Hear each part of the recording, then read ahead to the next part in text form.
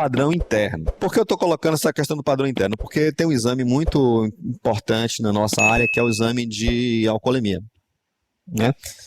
E nós utilizamos a técnica padrão interno. Lembra que antes da mudança da lei, existiam faixas de concentração de etanol que poderia indicar a culpabilidade da pessoa. Hoje não, hoje qualquer concentração é suficiente. Mas importa saber a concentração hoje? Hoje sim. Embora não seja assim essencial para prender uma pessoa num crime de trânsito, mas tem outros tipos de crimes, não só de trânsito, homicídio, suicídio, um monte de coisa.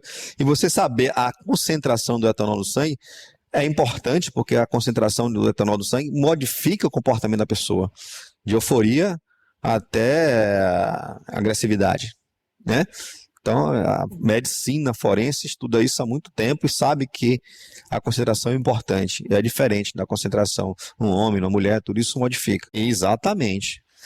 Até mesmo, como o colega falou, para saber se é a imputabilidade ou a inimputabilidade. Então, continua valendo o exame de padrão interno. E como é que nós fazemos isso? Olha, se você ouvir falar agora de Headspace, você agora não vai mais ter dúvida que você está assistindo um feriado de Jornada nas Estrelas, nem Perdido nos Espaços. Headspace é uma técnica simples, muito simples. O nome é mais complicado do que a técnica em si, que é utilizado em laboratório forense, e você vai ver como é fácil de entender. O Headspace é aquela situação, você tem aqui um gráficozinho aqui, só para vocês lembrarem, um desenhozinho. O Headspace é isso aqui, eu passei aqui para essa imagem que está maior. O Headspace é isso aqui, ó.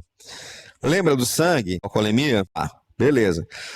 A amostra pode ser o sangue, urina, amostra líquida ou sólida também. Alô, pessoal? Alô? Headspace, líquida ou sólida. Lembra daquele material carbonizado lá que chegou para mim, aquele resto do sofá queimado, que eu vou fazer uso da cromatografia para identificar se tem ali uma gasolina, porque gasolina não é uma substância que você vai encontrar numa residência. Se você tem um incêndio numa residência, tem uma gasolina, é suspeito de ser criminoso. Então, eu posso colocar minha amostra sólida aqui dentro desse frasquinho. A ideia é ter um frasquinho, ó, onde eu mostro a minha amostra aqui, coloco minha amostra dentro desse frasquinho e fecho esse frasquinho. Mas estou falando aqui da amostra biológica, portanto eu vou falar do sangue. Vou até pintar de vermelhinho aqui para vocês. Eu estou pesquisando aqui o meu analito, ó. Estou pesquisando etanol. E o etanol está dissolvido na minha matriz, no meu sangue, certo? O que é que eu vou fazer? Como é que eu vou analisar esse etanol? Vou usar a técnica da cromatografia gasosa, com detecção de ionização por chama. Calma, não se assuste com esses nomes, que vocês vão entender isso na aula de cromatografia. Mas o detector é ionização por chama. Eu vou explicar esse negócio de ionização lá na aula. Mas o etanol, por que eu coloco desse frasquinho fechado? Porque eu vou colocar esse frasquinho, ó, dentro de uma estufa e vou aquecer ele, ó. Vou aquecer. O que é que acontece com o etanol? O etanol é volátil, então ele vai se desprender da fase líquida e vai para a fase gasosa, vapor, né? Por que eu faço isso? Porque eu vou pegar esse gás, que deve ter etanol e mais outras coisas lá, né? Vou sugar esse gás através de uma seringa e vou injetar no meu cromatógrafo gasoso, certo? Cromatógrafo gasoso. CG. Às vezes pode falar GC. Mas a ideia básica é isso: é pegar, botar no frasquinho. Pode ser líquido, pode ser sólido também? Pode ser sólido também. Ah, então eu posso analisar a amostra sólida no cromatógrafo gasoso? Posso, usando a técnica de Headspace. Tá? Essa técnica de Headspace tem mais duas variações. Essa é o Headspace dinâmico. Estático, perdão. A outra que você vai conhecer é o dinâmico. Essa é a ideia central, certo? Agora, voltando aqui para o padrão, essa é a ideia central, Headspace. Voltando, depois lá você injeta no CG lá, certo? Gente, a gente não recebe uma ou duas amostras, não. É 30, 40, 50, 100 por semana, 200 por semana. Então, a gente precisa colocar isso no mostrador automático. Isso diminui os erros, né?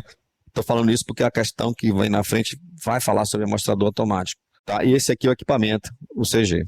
Certo? Então, Mas como é que funciona a história do padrão interno? Bom, o padrão interno eu vou escolher uma substância que tenha semelhança química com aquilo que eu estou analisando.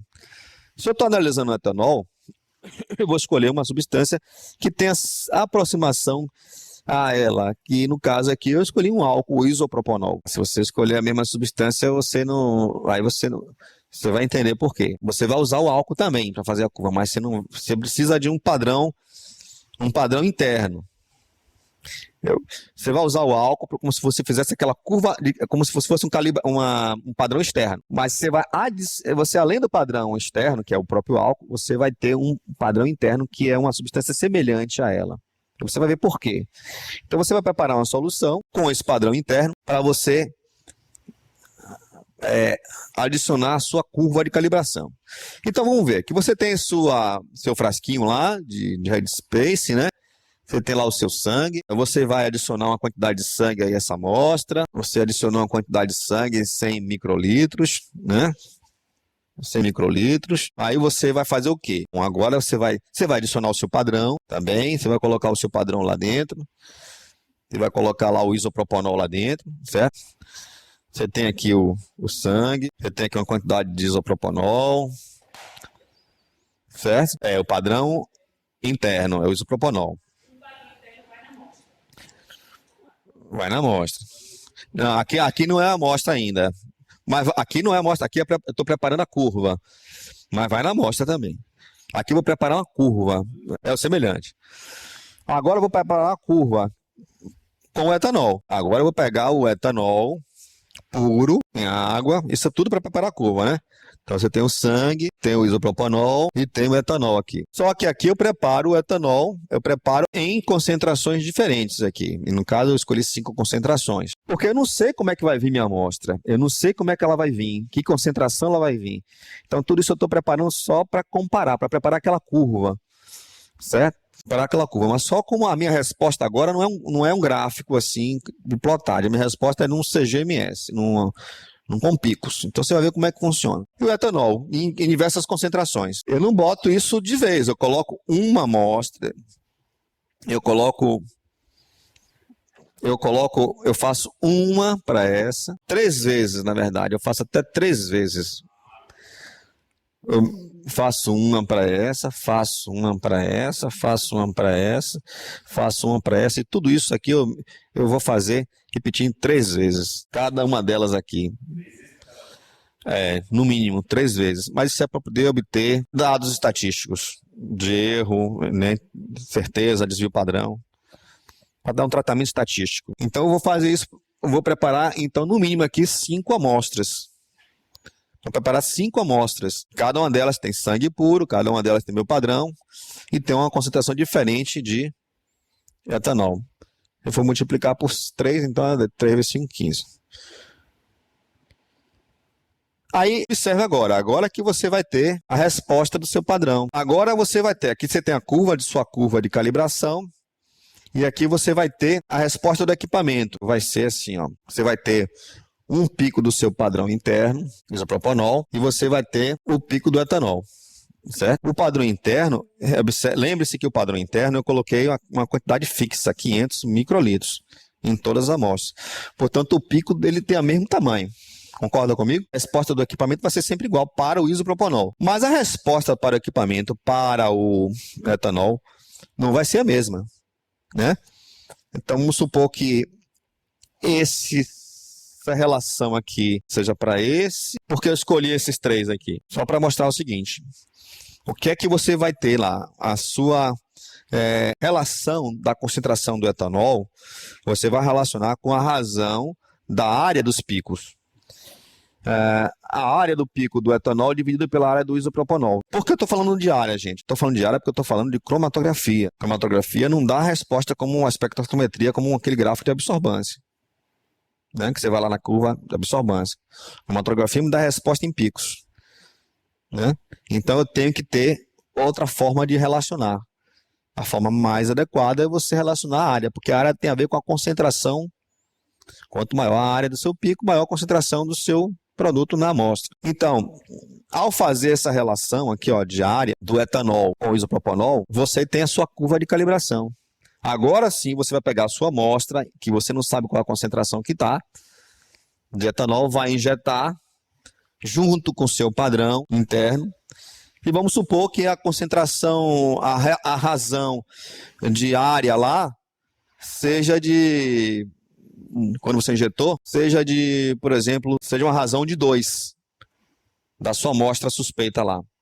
Se está na razão de 2, a área do etanol, do pico do etanol, dividido pela área do isopropanol, do seu padrão interno, for 2, você vai nesse gráfico aqui e vai ver que 2 está entre, que sua concentração está entre essas duas aqui.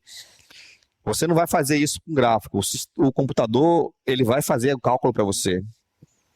Certo? O computador vai fazer o cálculo, vai fazer a integração e vai lhe dizer exatamente qual é o valor da concentração. Certo? Não vai fazer tabelinha isso aí. Tem um computador para calcular isso aí. É um pouquinho mais complicado, mas também não é tão difícil de você entender, não. O uso do padrão interno.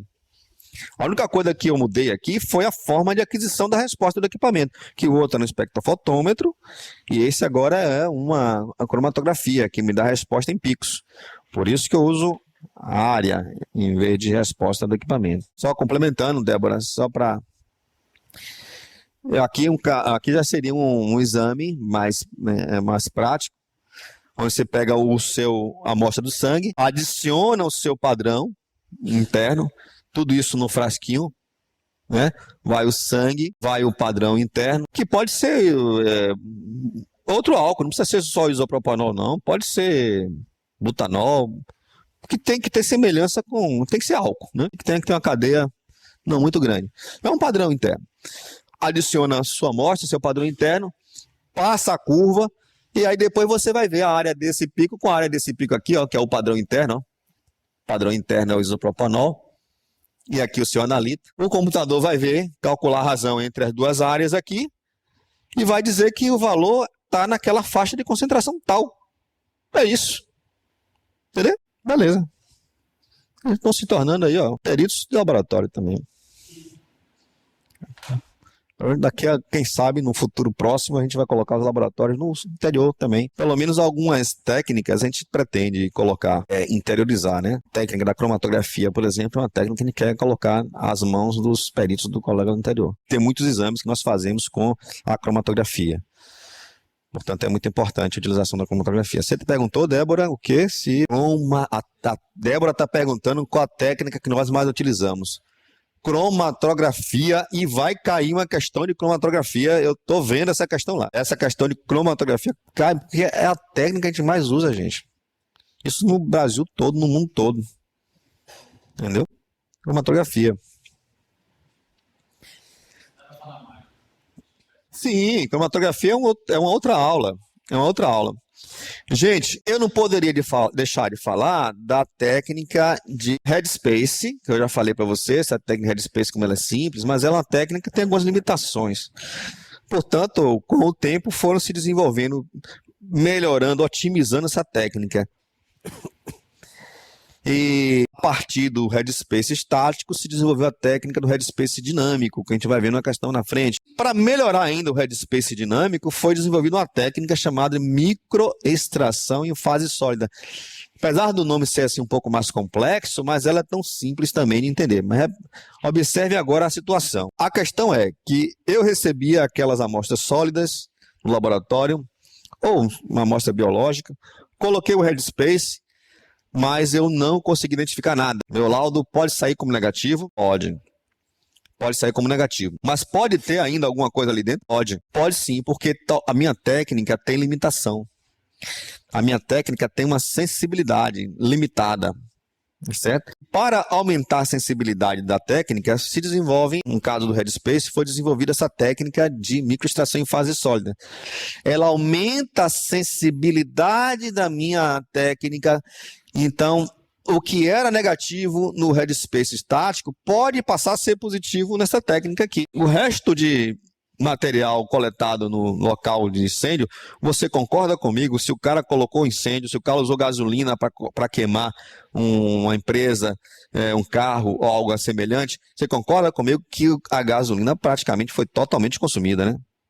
né? Concorda comigo. Então, se eu quiser ainda encontrar um traço ali de gasolina, eu tenho que usar uma técnica muito, mas muito sensível. Ainda assim é possível encontrar, mas depende da sensibilidade da minha técnica. Se eu uso um headspace dinâmico, eu tenho uma limitação. Se eu uso uma microextração em fase sólida, que seria assim o parente rico o primo rico do headspace estático, aumenta a minha seletividade. E olha como ela acontece. Você vai ter aquele mesmo frasquinho aqui ó, do headspace, certo? O analito ali no meio líquido ou sólido, como for, né? Agora, gente, o que você vai colocar? Lembra que eu aquecia isso aqui, vinha com o injetor, succionava somente os gases, a fase gasosa e injetava. Agora a brincadeira é diferente. Agora eu não vou succionar esse gás. Agora eu vou colocar uma sonda. Em vez de ser uma agulha ali para succionar o gás, eu vou colocar uma agulha que tem uma sonda. Essa sonda é de um material de afinidade com o que o meu analito, afinidade muito alta. Então, o meu analito vai se grudar nessa sonda, vai se adsorver nessa sonda, certo? Devido à afinidade. Percebeu? Então agora eu uso um sólido. Por isso que diz que é a extração fase sólida. Micro porque é uma sonda bem pequenininha. Então essa sonda vai aderir os analitos e com essa sonda agora, a sonda então é retirada do frasco, aquele mostrando que pode ser em fase líquida ou em fase gasosa. Então essa sonda aqui, ó, com os analitos aderidos a ela, lembram daquela lei universal da química que eu falei a vocês, semelhante dissolve semelhante? Então se eu estou pesquisando aqui combustível é o que, gente? Hidrocarboneto. Hidrocarboneto é polar ou apolar? Essa noção você tem que ter. Não é muito exigir de você, de um economista, não é muito exigir de você, um fisioterapeuta, não é muito exigir de você essa noção de polaridade. Isso eu quero que vocês levem para a prova, porque pode ser que venha. Então, hidrocarboneto, a gasolina, é uma mistura de hidrocarbonetos. Eu vou falar um pouco mais sobre gasolina, né, quando falar sobre alteração de gasolina, mas são substâncias apolares. Certo? Apolares. Então essa fibrazinha aqui vai ter que ser constituída de que tipo de substância? Uma substância polar ou apolar? Apolar. Então essa fibra vai ter uma afinidade com o meu combustível, se eu estiver pesquisando aqui, no caso, resíduo de incêndio, vai aderir a ela e essa fibra então é levada para o meu equipamento. O meu equipamento então tem uma câmara de injeção, vai receber a fibra e com o calor vai soltar aqueles analitos que estão aderidos a ela e vão liberados para serem identificados no equipamento. Entendeu? Ok, gente? Débora quer fazer uma pergunta. Não, eu estou comentando aqui, ela está perguntando onde estão a parte sólida. Eu estou falando aqui que tanto serve para sólido como para líquido, certo? Então não se prenda a essa imagem aqui. Essa imagem aqui me parece que o autor aqui colocou um líquido, né? Um líquido aqui. Então você pode usar tanto como líquido ou como sólido. O que importa é que se você colocar sólido, você vai aquecer da mesma forma que você aqueceu o outro headspace dinâmico, o analito vai passar para a fase gasosa, a sonda vai entrar na fase gasosa e vai aderir. Ou se for líquido, eu não uso essa técnica aqui, nunca usei essa técnica aqui, mas a outra eu já usei. Parece que o líquido também existe essa possibilidade da sonda entrar na líquido. Mas eu nunca utilizei essa técnica aqui. Mas a outra eu já utilizei. Eu já consegui resultado que saía negativo no headspace e saía positivo na microextração. Por quê? A sensibilidade disso aqui é muito maior. Sensibilidade muito maior do que a outra técnica. Então, se você ouvir falar em sensibilidade do equipamento, já sabe que tem a ver com a capacidade dele detectar quantidades mínimas, né? Essa pergunta aqui, ela num concurso aqui para perito de Santa Catarina, o laboratório de toxicologia forense analisa a amostra de sangue de vítimas fatais de causa violenta para determinação de alcoolemia, né? Em relação às causas jurídicas da morte, as amostras são provenientes de vítimas de acidente, homicídios, suicídios e de outras causas externas. Os acidentes de trânsito têm sido estudados com maior ênfase devido à importância e impacto socioeconômico que essas mortes representam em todo o mundo. A nova lei 11.705, que altera o Código de Trânsito Brasileiro, tem provocado uma mudança de hábitos da população. O consumo de qualquer quantidade de bebidas alcoólicas por condutores de veículos está proibido. Aquilo que eu comentei, né? Os exames toxicológicos em vítimas nessas condições são obrigatórios. E você vai analisar as questões, as sentenças e dizer se é falso ou verdadeiro. Essa questão eu achei que eu coloquei, tem informações aqui. A única informação que me interessa a você, essa daquilo que eu estou estudando com você, é isso aqui, ó. As outras são interessantes se você saber por uma questão de, mais por farmacologia, não é tanto o nosso propósito. Mas o gabarito está aqui. Mas o que eu quero que você lembre é que as análises de etanol podem ser realizadas pela técnica da cromatografia em fase gasosa e que esse detector é um detector de ionização por chama, né? Então, o que a gente... Às vezes você vai ver essa representação aqui, CG ou GC. GC porque é em inglês. E FID por quê? Porque Flaming Ionization Detection. Isso, o examinador, ele não vai fazer isso com você, ele vai fazer como ele colocou naquela questão, CLAI, botou lá o significado.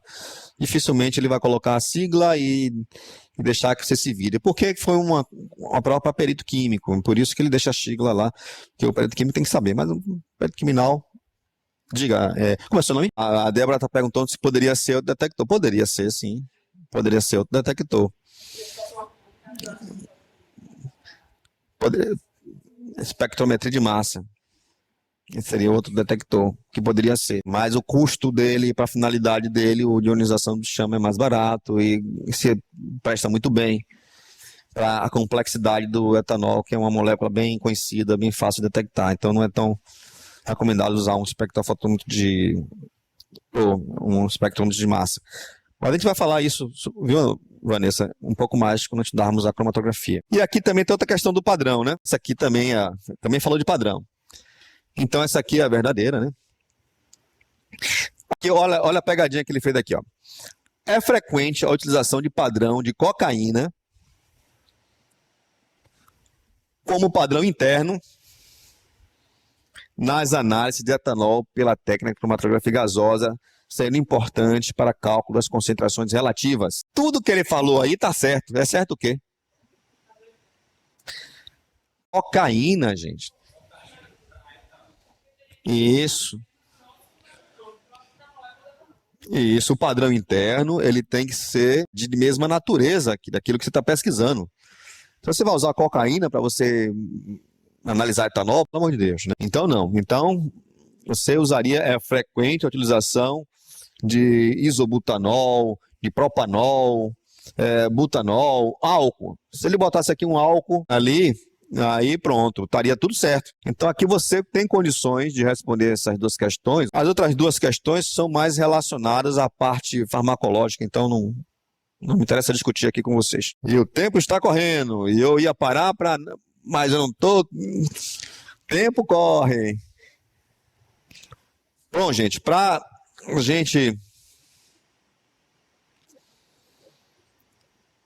a gente finalizar essa questão de padrão, eu vou dar uma passagem rápida aqui e falar sobre adição de padrão. Imagine a situação agora. A situação agora é a seguinte. Você já sabe como fazer uma calibração com padrão externo. Lembra daquele caso do formol? Você já sabe como fazer uma calibração com padrão interno. Lembra do caso da alcoolemia? Agora, imagina que o que você está pesquisando, imagina que você quer identificar uma quantidade muito pequena, mas muito pequena mesmo, de uma amostra que veio para você. Praticamente não tem quase nada ali. Vamos supor a situação de disparo de arma de fogo. Muitas vezes você, como perito criminal, vai ao local e para você ter certeza da dinâmica, um local onde houve vários disparos de arma de fogo, para você ter certeza da dinâmica do que aconteceu ali, você vai coletar uma amostra do anteparo onde um projétil atingiu a parede, uma mesa. Você vai com um papelzinho de filtro, bebido de ácido nítrico, você vai fazer uma raspagem daquilo ali, vai coletar aquela amostra ali e vai pedir, mandar para mim para pesquisar se tem chumbo. Por que chumbo? Porque chumbo é o material constituinte do projeto da arma de fogo, certo? Para você ter certeza que houve um disparo. Muitas vezes a pessoa chega lá com um veículo, eu sofri um atentado, dispararam aqui a marca no meu carro.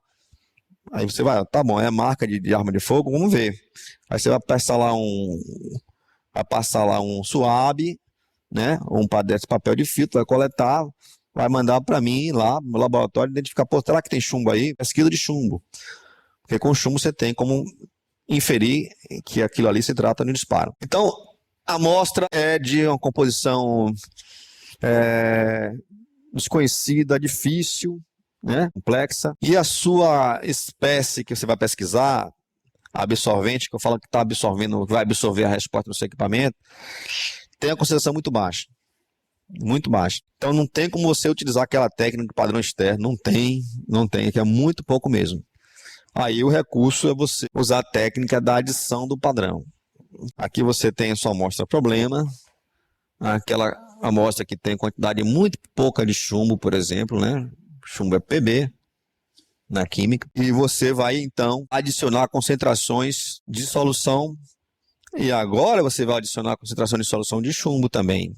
Você vai ter um padrão de chumbo. E agora a sua adição de concentrações, você vai preparar amostras com concentrações de chumbo, numa faixa onde o seu equipamento tem condições de ler. Então, seu padrão são dentro de uma faixa que o seu equipamento tem condições de ler.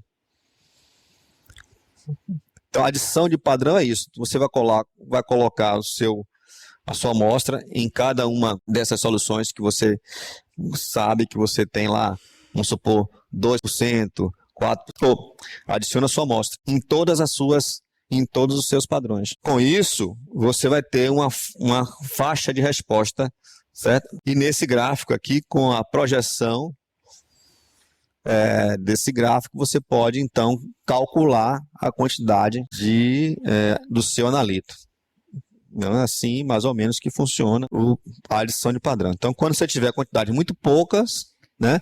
Então, você utiliza um padrão semelhante, prepara soluções em diversas concentrações e coloca a sua amostra lá para ver como é que o equipamento vai responder. É isso.